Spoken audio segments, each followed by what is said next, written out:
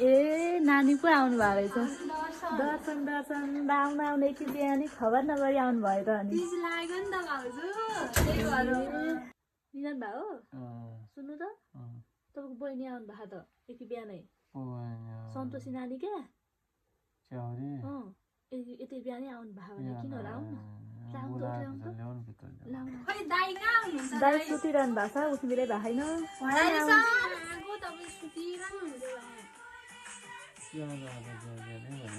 तपाईँ 3 मा आयो लिन पनि आउनुहुन्न चेलीबेटीलाई किन यति धेरै हेरान गरे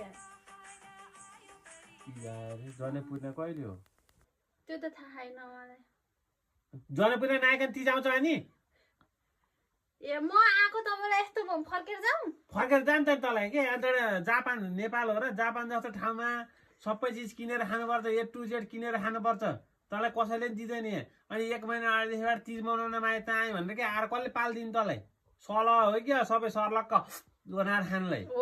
जा फर्केर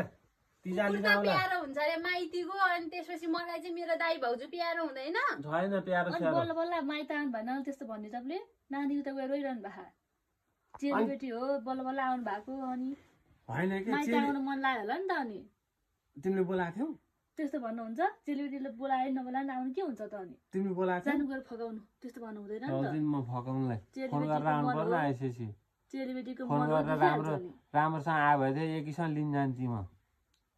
घर आएर घन्टी बजाएपछि कसले के गर्छ 100 दिनमा त्यस्तो भन्नु हुँदैन जानु त जानु सुन्नु 100 दिनमा जानु गएर फकाउनु हो त गएर ट्रेन खर्च भाडा खर्च बोला ट्रेन भाडा दिएर पठाइदेऊ फेरि जे भयो नि आइहाल्नु भयो अब के हाल्नु त दाइ भाउजू सम्झेर त माया बसिदेखि आएको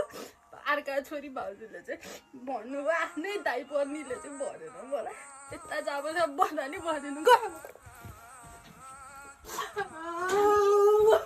नानी पढिनु त ए गइसक्नु भयो रिसाएर